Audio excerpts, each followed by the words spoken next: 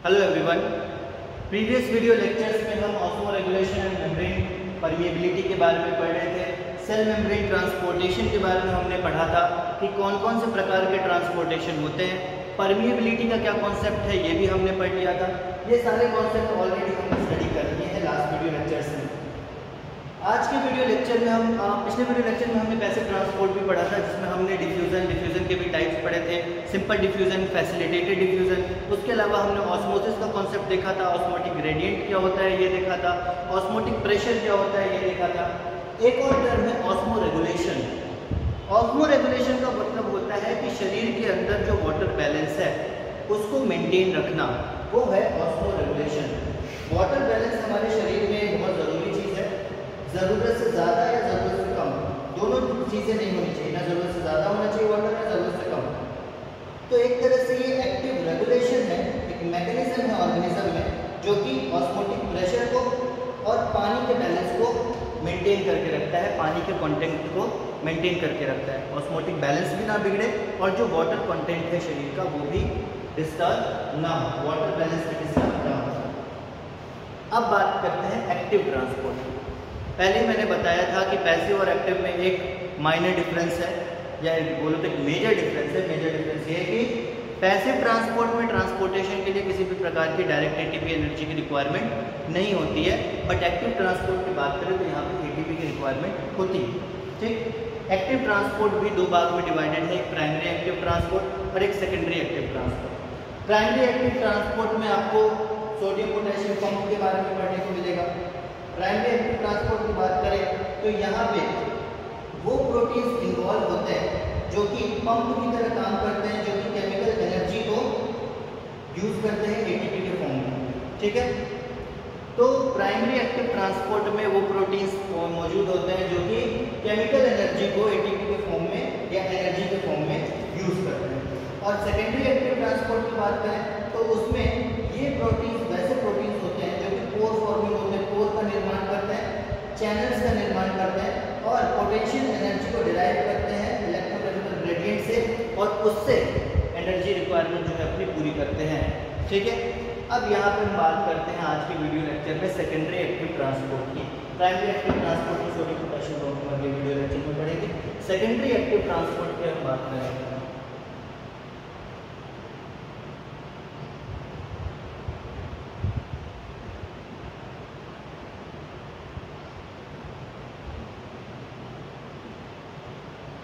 Secondary active transport.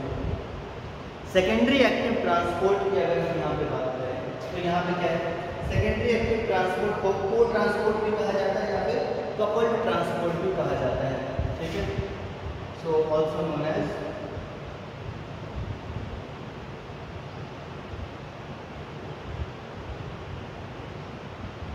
Coupled या फिर cotransport. ठीक है, सेकेंडरी एक्टिव ट्रांसपोर्ट को कपल्ड ट्रांसपोर्ट या फिर को ट्रांसपोर्ट भी कहा जाता है। उसके अलावा ट्रांसपोर्टेशन जो है वैसे मॉलिक्यूल्स का होता है, जिन भी मॉलिक्यूल्स का यहाँ पे ट्रांसपोर्टेशन होता है उनके ट्रांसपोर्टेशन के लिए यहाँ पे एनर्जी की रिक्वायरमेंट होती है। चूँकि ये एक्टिव ट्रांसपोर्ट का पार्ट है, इस कारण से यहाँ पे रिक्वायरमेंट जो है वो एनर्जी की रहती है in the form of ATP. उसके बाद यहाँ पे डायरेक्ट एटीपी की बाइंडिंग नहीं होती है किसी भी जगह। ठीक है, यहाँ पे डायरेक्ट एटीपी की बाइंडिंग नहीं होती, जबकि कॉन्सेंट्रेशन ग्रेडियंट जो है उसके कारण यहाँ पे जो भी ट्रांसपोर्टेशन है वो होता है। कॉन्सेंट्रेशन ग्रेडियंट मैंने समझाया था, दो अगर एक मेम्ब्रेन है उसके बाहर और अंदर दो इन्वायरमेंट है, दोनों इन्वायरमेंट में अगर कॉन्सेंट्रेशन डिसबैलेंस है तो वहाँ पे एक ग्रेडियंट क्रिएट होता है, कॉन्सेंट्रेशन ग्रेडियंट। अब ये जो कॉन्सेंट्रेशन ग्रेडियंट है इसी कारण से ये ट्रांसपोर्टेशन कंप्लीट होगा, पर इस कॉन्सेंट्रेशन ग्रेडियंट को मेंटेन करने के लिए हम एनर्जी खर्च करते हैं। इसलिए हम बोल रहे हैं यहाँ पे डायरेक्ट हम एनर्जी नहीं खर्च करें, but indirectly concentration gradient maintain करने के लिए एनर्जी हम यहाँ पे खर्च कर रहे हैं।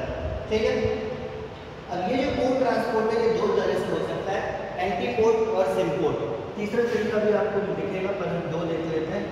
पहला है एंटीपोर्ट और दूसरा है सिम्पोर्ट। एंटीपोर्ट और सिम्पोर्ट। ये दो तरीके हैं जिससे सेकेंडरी एक्टिव ट्रांसपोर्ट जो है वो होता है। अब हम देखते हैं एक एक करके क्या है। एंटीपोर्ट की बात करें तो एंटीपोर्ट में दो डिफरेंट आयन स्पीशीज जो है वो अपोजिट डायरेक्शन में पंप किए जाते हैं अक्रॉस द मेम्ब्रेन। ठीक है, two different ion species are pump in opposite direction through a membrane. Antiport की बात करते हैं, इसको मैं बताता हूँ।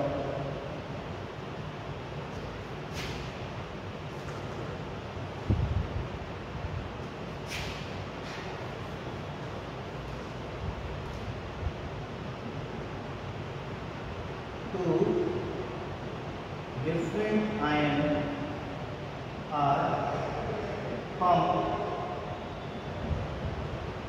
अपोजिट डायरेक्शन में। एंटी है ना, एंटी नाम है तो अपोजिट डायरेक्शन। ठीक है, पंप इन अपोजिट डायरेक्शन,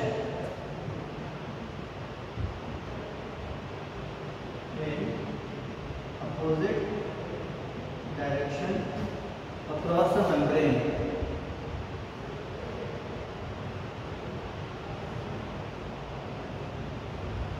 ठीक है, तो दो डिफरेंट आयंस जो हैं वो पंप किए जाते हैं अपोजिट डायरेक्शन में एक मेम्ब्रेन से। ठीक है, कोई एक मेम्ब्रेन है, उसमें दो चीज़ों का ट्रांसपोर्ट हो रहा है, एक अंदर की तरफ आ रहा है तो दूसरा बाहर की तरफ जा रहा है।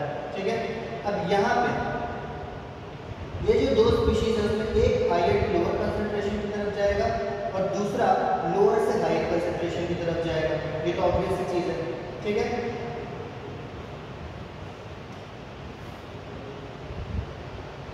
one goes higher to lower concentration, other goes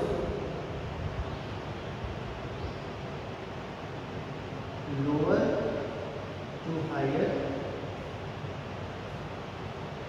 concentration। पहला जो होगा वो हायर कंसंट्रेशन से लोअर की तरफ जाएगा, दूसरा जो होगा लोअर से हायर की तरफ जाएगा। अब एंटीपोर्ट इस तरह से कि ये सेल मेम्ब्रेन है, यहाँ पे सेल मेम्ब्रेन, एक पर्टिकुलर मॉलिक्यूल है उसका वो अंदर की तरफ आ रहा है। ठीक है, और दूसरा मेम्ब्रेन जो है वो उसी समय बाहर की तरफ आ रहा है। ये होता है एंटीपोर्ट। दो मॉलिक्यूल्स हैं, दोनों का एक साथ ट्रांसपोर्ट हो रहा है, पर एक अंदर की तरफ आ रहा है, दूसरा बाहर की तरफ जा रहा है। ठीक है, जैसे सोडियम कैल्शियम एक्सचेंजर। ठीक है, सोडियम कैल्शियम एक्सचेंजर, सोडियम और कैल्शियम एक अंदर आएगा तो दूसरा बाहर जाएगा। ओके, 3 सोडियम आयन को सेल के अंदर भेजा जाता है और एक सोडियम आयन को सेल के, एक कैल्शियम आयन को सेल के बाहर भेजा जाता है। इस तरह से जो है ये प्रोसेस चलता है, तो उसको हम एंटीपोर्ट बोलते हैं। ये एक एग्जाम्पल है सोडियम कैल्शियम आयन का। ठीक, दूसरी बात करें हम सिम्पोर्ट की। एंटीपोर्ट के बाद हम बात करें सिम्पोर्ट।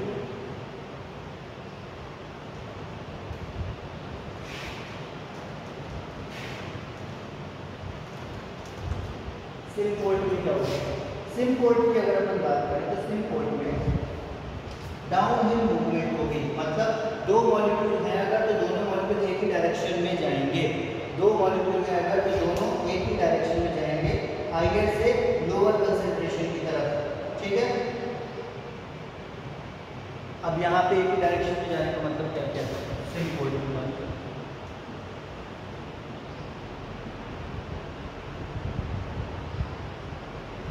मूवमेंट जो है वो एक ही डायरेक्शन होगा। In symport the movement of one surface species from high to low concentration occur and this movement is used to move another molecule upstream from low to high concentration against the concentration gradient.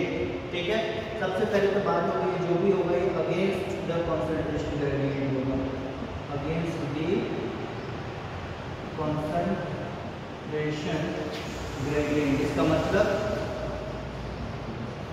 अगर concentration gradient, diffusion में क्या एक normal सा concept है ना, higher से lower की तरफ होता है।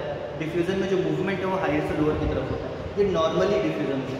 पर जब हम अगेंस्ट द कंसंट्रेशन ग्रेडियंट बोल रहे हैं, इसका मतलब है कि लोअर से हायर की तरफ मूवमेंट होगा, जो कि नॉर्मली नहीं होता है। सॉल्यूट का मूवमेंट जो है हायर से लोअर की तरफ होता है, बट यहाँ पे अगेंस्ट द कंसंट्रेशन ग्रेडियंट होगा, उसके लिए एनर्जी खर्च करनी पड़ेगी, एटीपी लगाना पड़ेगा, तब जाके इस तरह का ट्रांसपोर्टेशन जो है वो हो पाएगा। ठीक है, तो यहाँ पे जो दोनों मॉलिक्यूल्स सिस्टम पोर्ट में वो सेम डायरेक्शन में मूव करते हैं। बोथ मॉलिक्यूल्स, दो मॉलिक्यूल्स हैं, both molecules are transported in same direction.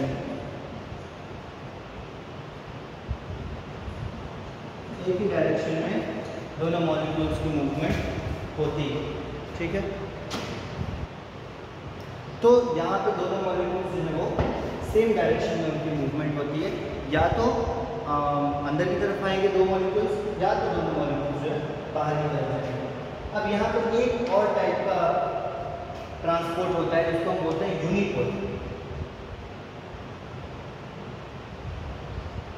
यहाँ पे क्या होगा, ट्रांसपोर्टेशन ऑफ सिंगल मॉलिक्यूल।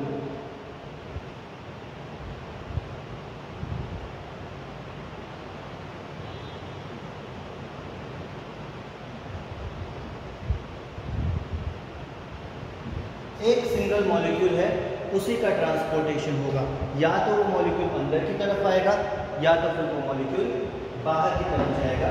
ये इस तरह से जो ट्रांसपोर्टेशन है वो होता रहेगा, ठीक है। यहाँ पे कंसंट्रेशन ग्रेडियंट जो है ना वो मेंटेन करना पड़ता है, मतलब बनाना पड़ता है। इम्बैलेंस जो है बनाना पड़ता है। इम्बैलेंस नहीं बनेगा तो क्या होगा, इम्बैलेंस नहीं बनेगा तो ट्रांसपोर्टेशन स्टार्ट ही नहीं हो पाएगा।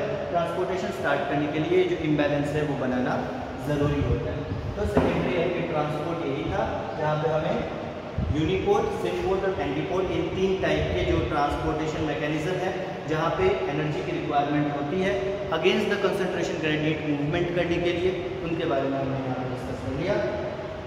अगले वीडियो लेक्चर में, आज का वीडियो लेक्चर इतना ही था छोटा सा, सेकेंडरी एक्टिव ट्रांसपोर्ट इतना सा ही है।